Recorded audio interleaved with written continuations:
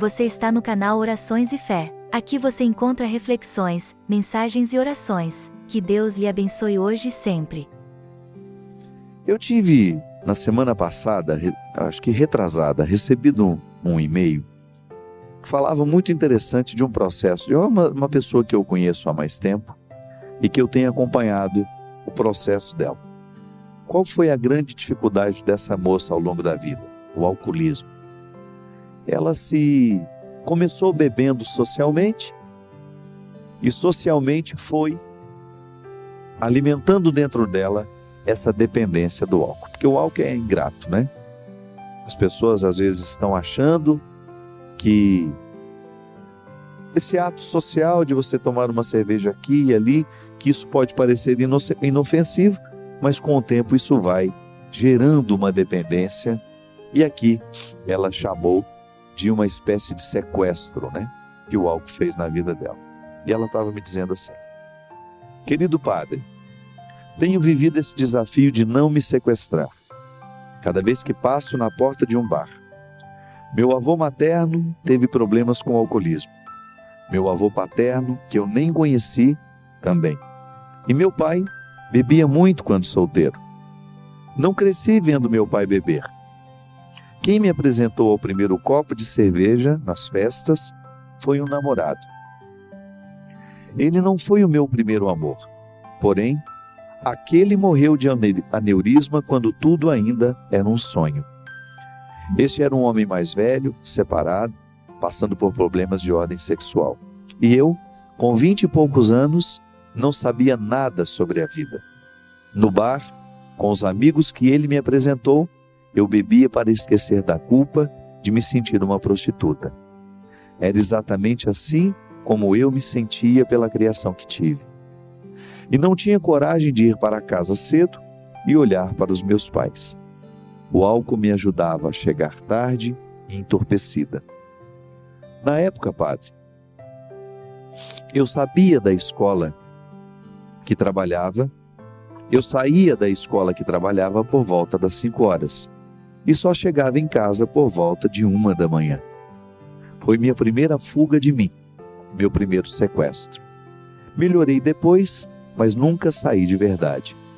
Quando passava por dificuldades, era para a bebida que eu fugia.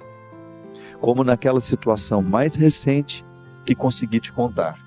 Em minha foto do cadastro no lugar onde trabalho, percebo que meu rosto até era inchado. Depois que conheci o Senhor, reconheço que sou um pouco arrogante e até difícil. Não, desculpe. Depois que conheci o Senhor, apesar de ser um pouco arrogante e ter dificuldade de ser ajudada, comecei a viver um processo de mudança. Para eu me sentir tocada, para eu reconhecer os meus erros, eu preciso ser tocada profundamente. E hoje, reconhecendo isso, eu me mantenho fora dessa ilusão.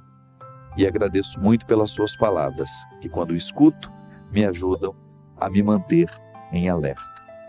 Com as suas palavras, eu aprendi a me amar um pouco mais. Obrigado, Padre. Fiz questão de ler esse e-mail, não preciso dizer de quem é, né? Porque primeiro ela faz um retrospecto de como é que o álcool entrou na vida dela e como é que ela reconheceu isso, uma espécie de sequestro. O sequestro da subjetividade é tudo aquilo que nos retira a inteireza. Como assim? Eu preciso ser inteiro para ser eu mesmo. E ser inteiro é muito difícil, porque o tempo todo eu tenho experiências em que eu saio de mim, mas nem sempre eu costumo voltar. Não é assim? Por exemplo, a experiência da generosidade. Eu ser generoso com o outro é, de alguma maneira, eu sair de mim.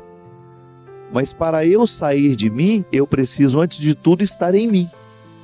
Por isso que o conceito de pessoa, a partir da visão cristã, nos diz que só pode se dar ao outro aquele que se tem. Então, para eu amar, eu preciso, antes de tudo, me amar também. Eu preciso ter um zelo comigo.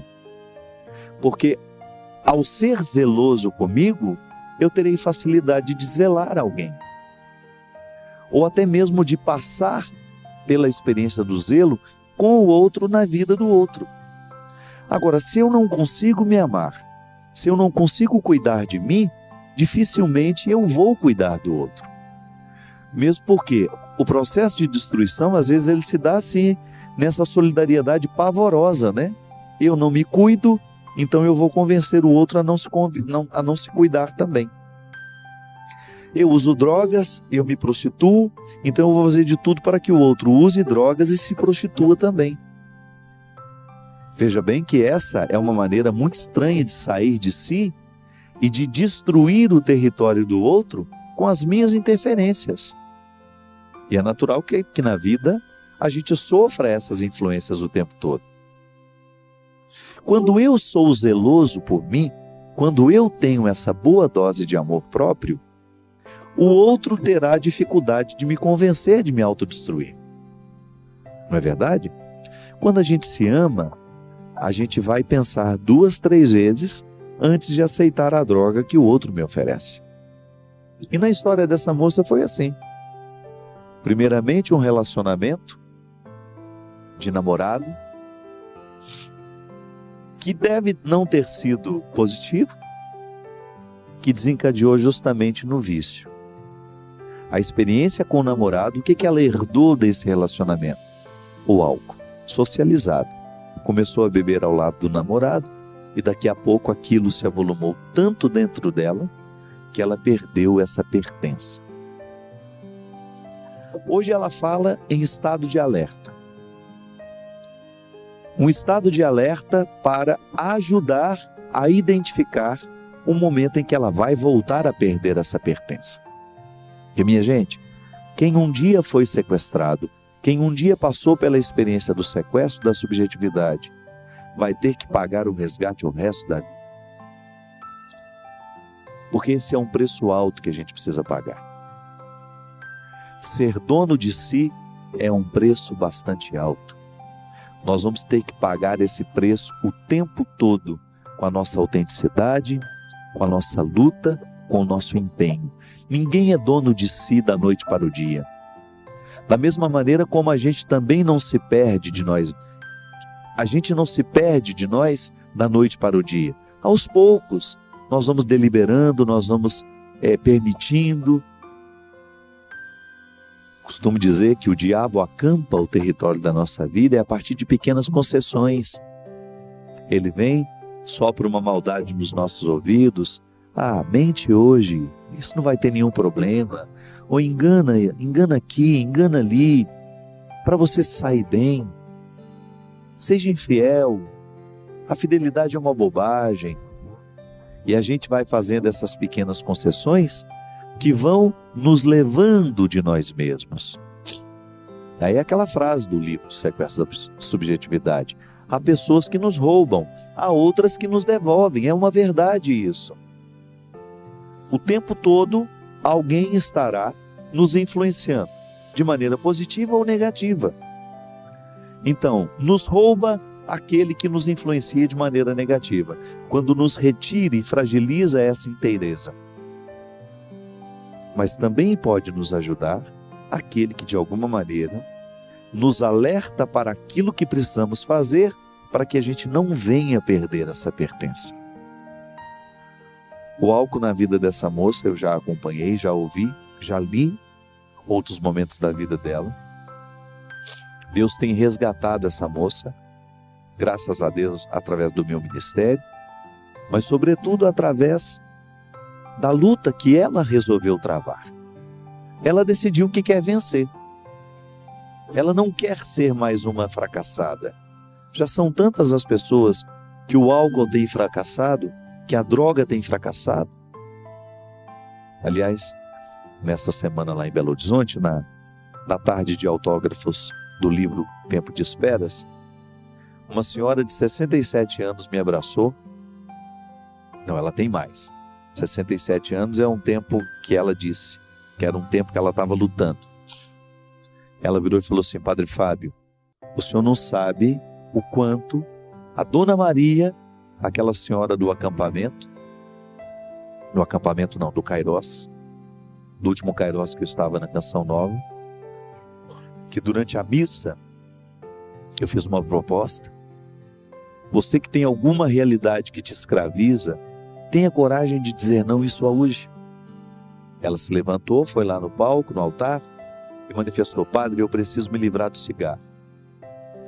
E essa senhora me abraçou chorando, também lá na tarde de autógrafos, e me disse assim: o senhor não sabe o quanto o depoimento da Dona Maria, o desejo de lutar contra o cigarro, caiu no meu coração naquele momento.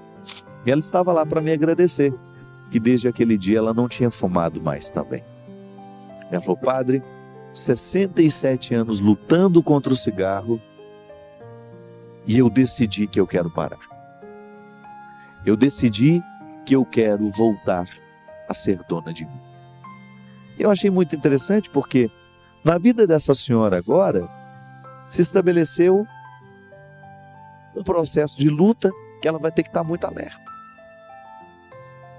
A gente se emociona, a gente se alegra muito toda vez que nós descobrimos que de alguma maneira a gente motivou alguém a reassumir essa pertença, a colocar de lado aquilo que destrói, aquilo que prejudica, que fragiliza. Mas a gente sabe, a gente não se ilude. A mudança na vida dessas pessoas só será possível à medida em que elas assumirem no dia a dia a parte que lhes cabe nessa luta. Teologia nos ensina: Deus quer o nosso bem o tempo todo, mas eu preciso dar passos na direção desse bem. Porque senão o querer de Deus não se realiza em mim. O querer de Deus se cumpre na vida humana à medida em que essa vida humana se dispõe à luta, à medida em que essa vida humana caminha na direção deste bem que Deus quer. É assim que nós fazemos a vontade de Deus se concretizar na nossa vida. O sonho que Deus tem para mim, o sonho que Deus tem para você, passa o tempo todo pela nossa realidade. É na nossa realidade que nós vamos dar passos concretos na direção dessa transformação que nós precisamos viver e experimentar. E para isso, nós precisamos viver a dinâmica dessa moça. Estado de alerta. Cuidado. Você que iniciou na sua vida um processo de mudança e de transformação, cuidado. Jesus foi muito sábio quando nos propôs: vigiai e orai. Ele falava a respeito da vinda do reino. Mas quem diz que transformar a vida também já não é, de alguma maneira, a gente antecipar a chegada do reino? Pense nisso. Hoje, o reino de Deus pode estar presente na história a partir da sua vida. Aquela mudança que você tanto deseja realizar na sua vida, na sua história, antecipa a chegada deste reino. E é por isso que o nosso estado de alerta nunca cessa, porque há sempre alguma coisa em nós que está precisando passar por uma reforma, por uma transformação.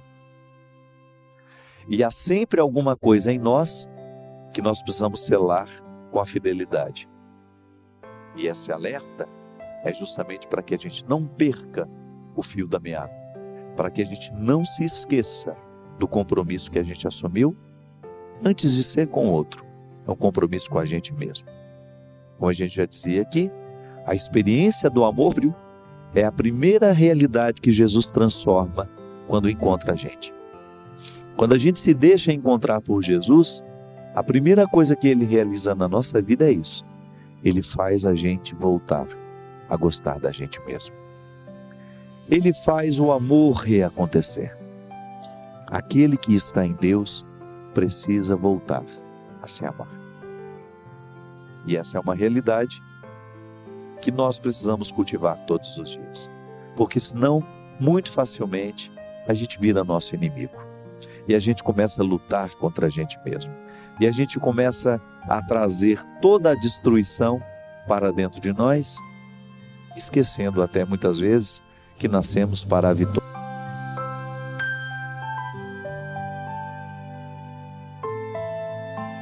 esqueça de se inscrever e tocar no sininho, para receber uma notificação do YouTube, sempre que tiver uma mensagem nova por aqui.